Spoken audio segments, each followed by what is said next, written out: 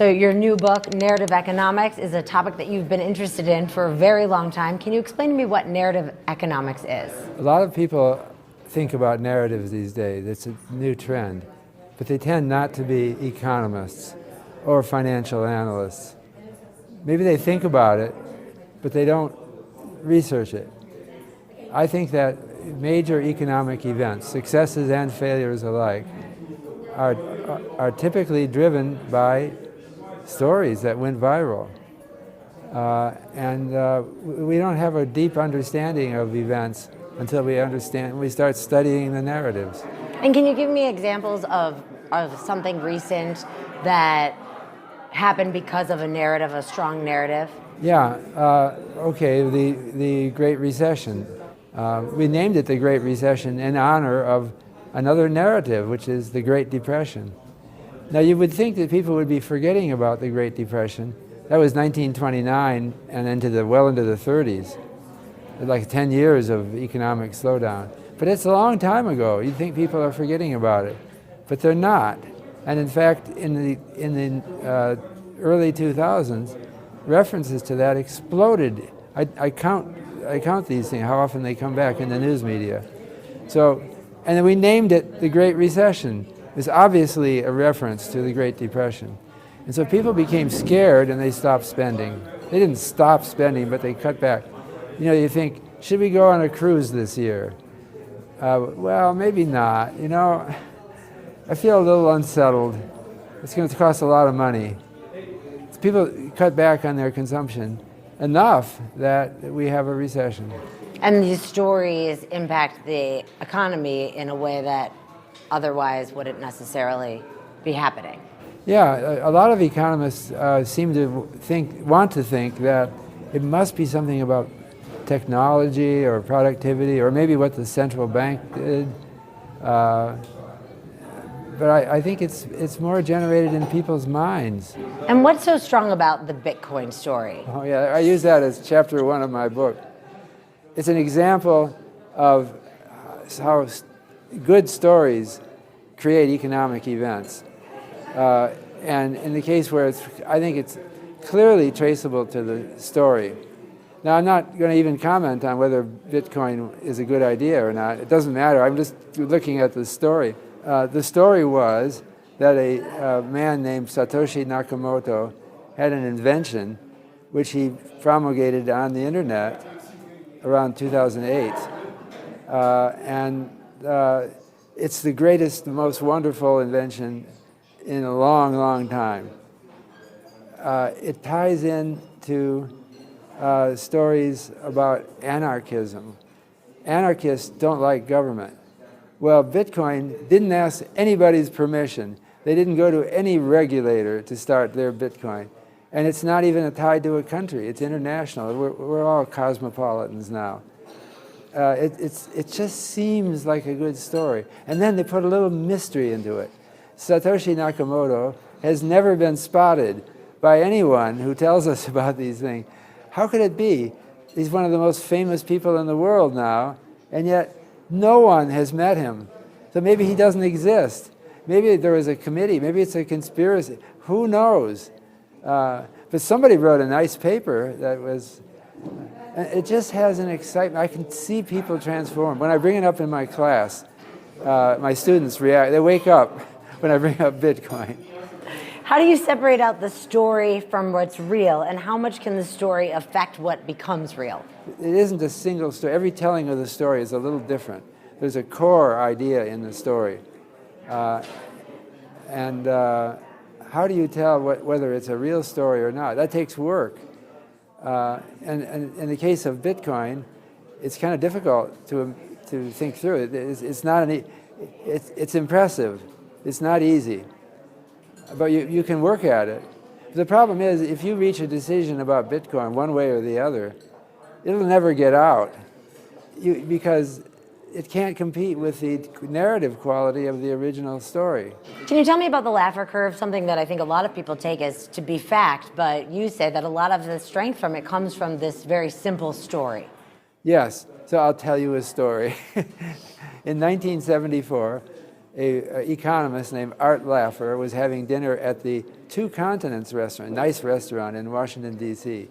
And he was having it with Donald Rumsfeld, who was the Secretary of Defense for the United States, really big shot guy, and Dick Cheney, who would soon become Vice President of the United States. So a bunch of big, and also Jude Wanniski, who is a writer for the Wall Street Journal, who wrote the story up.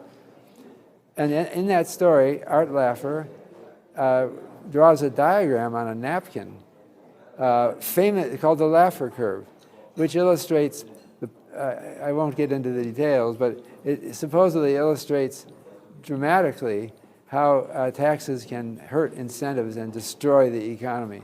And that even if you actually cut taxes, you may collect more taxes. Even though you cut, because people will be so much more affluent, they'll be working and producing. Nice story. It went viral, but not in 1974.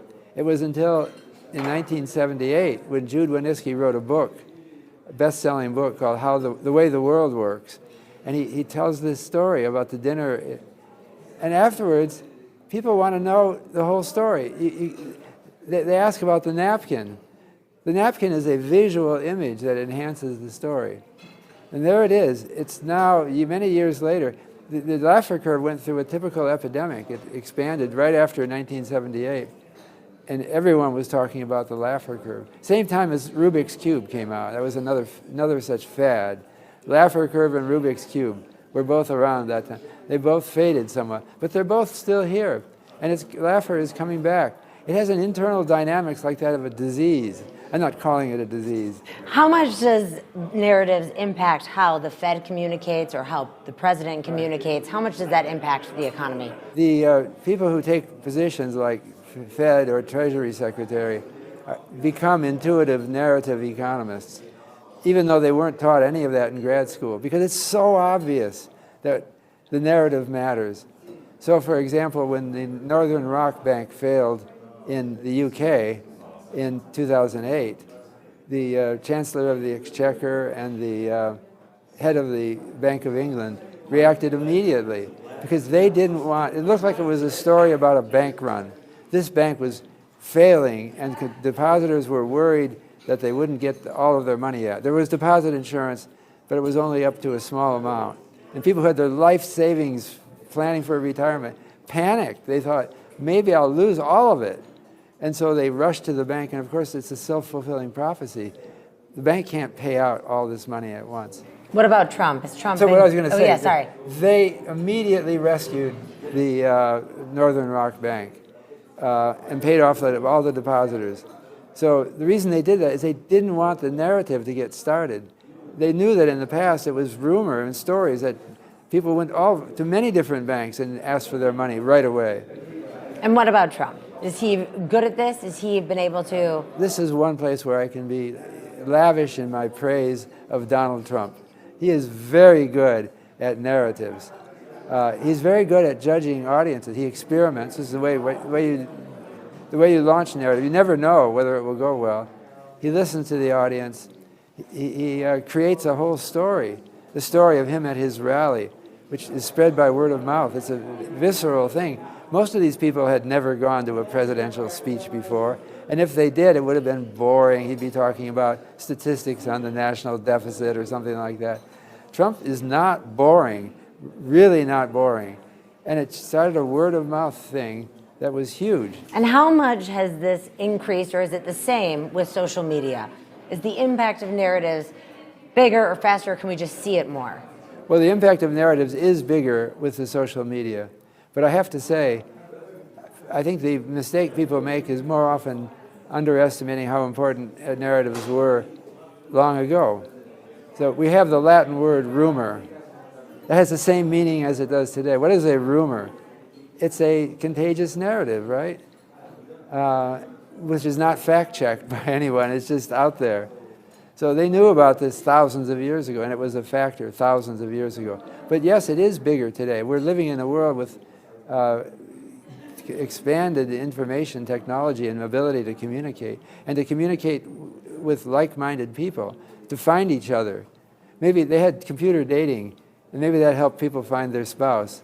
But it's much bigger now than not just, it's finding someone who has the same political views as you that you can talk with.